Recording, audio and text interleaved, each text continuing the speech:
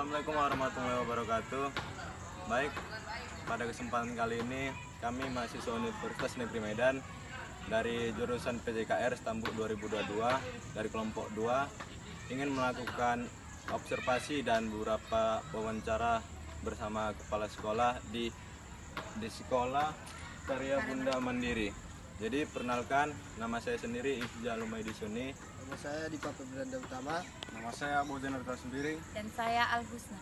Adapun kami melakukan observasi ini untuk memenuhi tugas mata kuliah profesi pendidikan, yaitu berupa mini riset, rekayasa ide, dan proyek. Sekian, terima kasih. Oke, baik Pak, pada kesempatan kali ini kami dapat kesempatan untuk mewawancarai kepala sekolah di SMP ini. Terima kasih Pak sudah menerima kami. Izin Pak, ini kami dari Universitas Mahasiswa Unimed, Pendidikan Jasmani Kesehatan, Olahraga dan Rekreasi. Jadi langsung aja ya Pak, pertanyaannya mengenai materi kami ambil tenaga pendidik dan kependidikan. Jadi yang pertama, menurut Bapak bagaimana sih Pak profil ideal itu seorang guru? Profil ideal seorang guru itu Pak? Ya, seorang guru, terutama guru PJOK. Iya Pak. Dan apa nih jurusannya?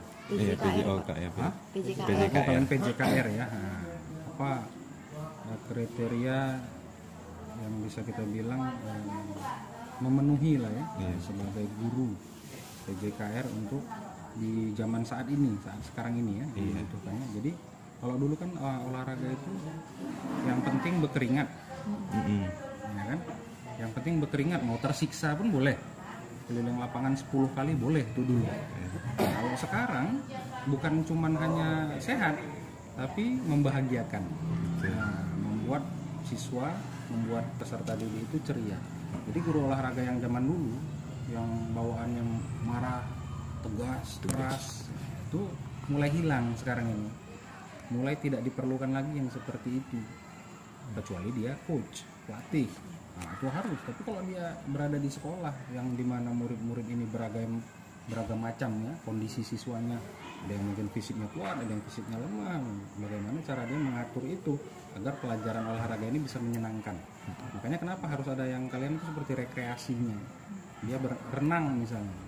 Jadi nggak di dalam sini, sekali-sekali keluar kota. Kita bawa sekalian apa? Rekreasi tadi, gitu kan? Atau main bolanya nggak main bola di lapangan sendiri terus, sekali-sekali main di mana? Di lapangan Deli Serdang, misalnya di Bupaka, latihan, nonton tim-tim yang pro latihan misalnya, itu jadi pengalaman. Ngajain anak-anak ke gor, nonton apa? Silat, nonton karate, itu kan rekreasi. Jadi nggak cuma hanya berusaha membuat siswa kita sehat, kurikulumnya tercapai, nilainya bagus, tapi juga harus menyenangkan. Nah, jadi itu kira-kira kriteria. Lanjut ke pertanyaan kedua ya Pak.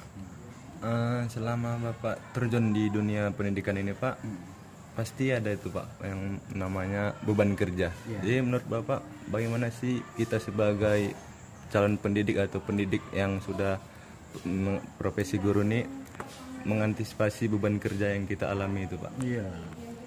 Bahasanya beban kerja itu sebenarnya apa ya, terlalu padat jadwal lagi terlalu negatif lah. Kalau kita ini konotasinya buruk, karena kalau beban itu ibaratnya berat.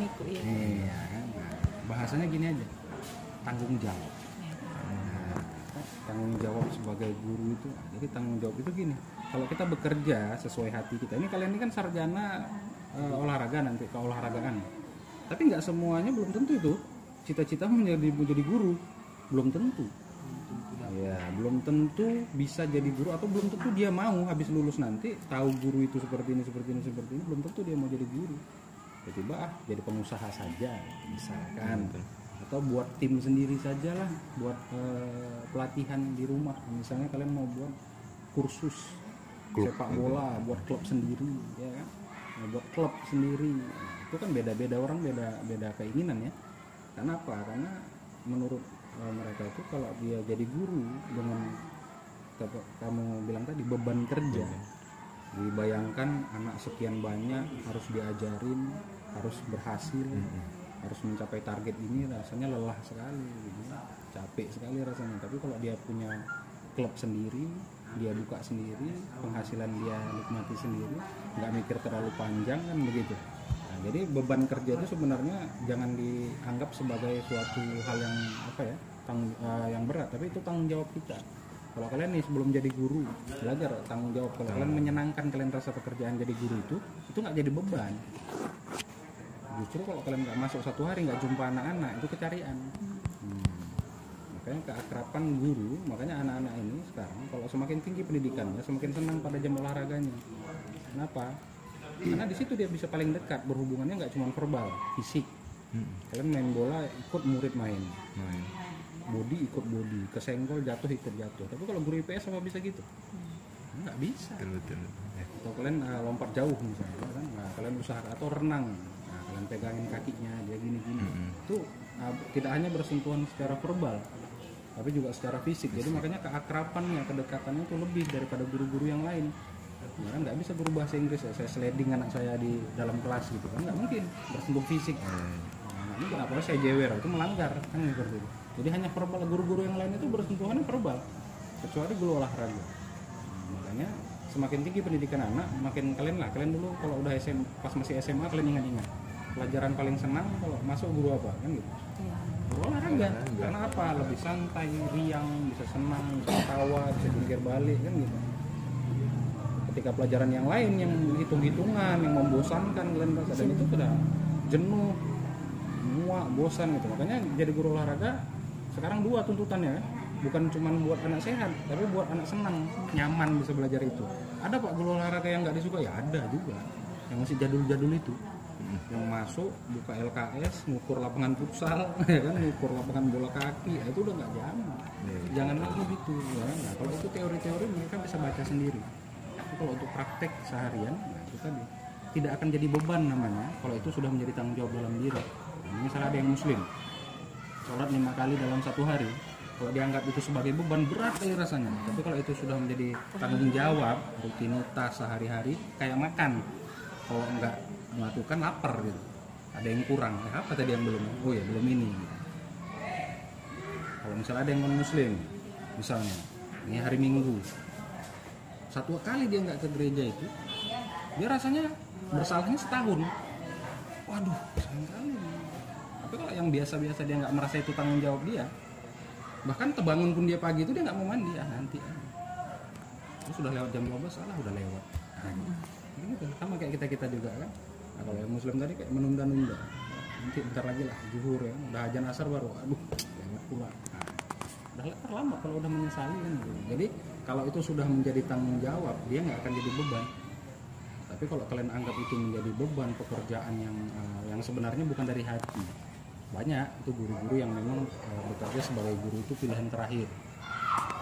Ada banyak pilihan lain di depan gagal, masuk BUMN nggak diterima, masuk ini nggak diterima, terakhir adalah guru aja. Itu biasanya yang jadikan beban pekerjaan dia. Tapi kalau dia nggak jadi, nampak kok guru yang jadikan pekerjaannya itu beban atau tidak, itu nampak dari kehadiran. Hadirnya lebih awal apa telat, cara ngajarnya bahagia atau mau tak mau ya, atau monoton, nggak punya metode baru, nggak suka perubahan, maunya ceramah aja. Jadi seperti itu. Kalian dituntut seperti itu ya? Tanggung jawabnya Pak. Pak lanjut pertanyaan kedua Pak. Yang terakhir, menurut Bapak sebagai selaku kepala sekolah, bagaimana peran tenaga kependidikan dalam meningkatkan mutu pendidikan di Indonesia? Iya, luas ya kalau ke Indonesia. Pembahasannya tentu saja apa yang dilakukan kementerian saat ini itu untuk mengembangkan dan mensejahterakan tenaga pendidik atau guru. Jadi perannya besar. Kalau gurunya kompetensinya rendah ya hasilnya rendah.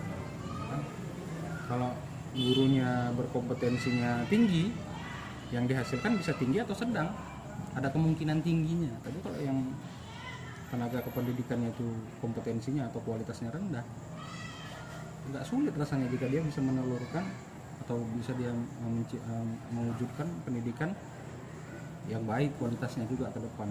Makanya pelatihan-pelatihan di zaman sekarang ini nggak berhenti, makanya kontinuitas. Kalian ini tamat nanti ambil PPG, prajabatan, nggak berhenti tuh, bukan kalian habis kuliah wah akhirnya gitu kan selesai apa hidupku, belum gitu. Kalian wisuda itu start namanya, itu start kalian benar-benar jadi diri kalian sendiri ya kan? Tugas dan tanggung jawabnya bukan lagi hanya tugas, SKS, makalah, maju ke depan, mundur ke belakang, bukan itu. Tapi tanggung jawabnya bagaimana menghasilkan karya untuk negeri ini, meningkatkan kualitas pendidikan di negeri ini, minimal di sekolah tempat kalian bernaung kan gitu. Dan apalagi mensejahterakan diri kalian. Jangan lupakan terus kalian menggebu-gebu terus gajinya 200.000. Kan nggak bisa. Itu harus kalian perjuangkan. Bagaimana caranya ini ikut PPG? Ikut PPG itu capek. Tapi nanti hasilnya membantu kesejahteraan kalian sebagai guru. Apa? Dapat tunjangan fungsional guru. Tunjangan profesi namanya TPG ya kan, tunjangan profesi guru. Kalau kalian nggak mau capek, nggak dikasih tunjangan, ditunjang sama orang lain. Dapat tunjangan yang lain ya. Kalau mau capek, agak sedikit lelah demi mensejahterakan diri kalian, pasti akan ada bantuan dari negara kan gitu. Kan nggak akan mungkin orang nggak kerja goyang-goyang kaki aja terus disangui terus gitu tiap bulan, kan nggak mungkin. Pasti harus ada tuntutan, negara ngasih nih kalian seperti ini, kesejahteraan begini, tapi syaratnya harus ini ya. Syaratnya dalam tiap-tiap triwulan atau semester kalian harus menciptakan terobosan ya kan, menciptakan jurnal misalnya. Ciptakan, kalau dosen sekarang buku, jadi kalau mau cair sertifikasi dalam 1 tahun harus menciptakan berapa buku targetnya. Kalau dulu enggak, kalau dulu mana mau, kalau nggak ada tuntutan seperti itu. Sama kayak guru juga gitu, nggak ada perubahan, toh gajiku sama kok gitu, jadi monoton aja. Sekarang enggak, kalau kamu nggak seperti ini nanti ininya dipotong, nah kalau nggak seperti ini ininya dipotong kan gitu. Sama semua, segala kedinasan sekarang seperti itu. Dan namanya tunjangan kinerjanya nggak bagus, bukan hanya gajinya tetap, bisa jadi dia digantikan orang lain. Itu ancamannya. Agar apa? Sebenarnya nggak perlu diancam kalau kerjanya dari hati, tapi kadang karena kondisinya sekarang memang tidak semua bekerja dari hati, kadang karena pilihan terakhir, keterpaksaan, tuntutan keluarga.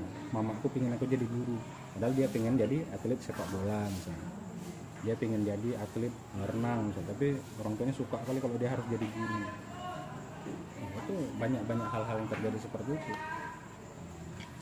Oke, baiklah, mungkin cukup sekian Pak.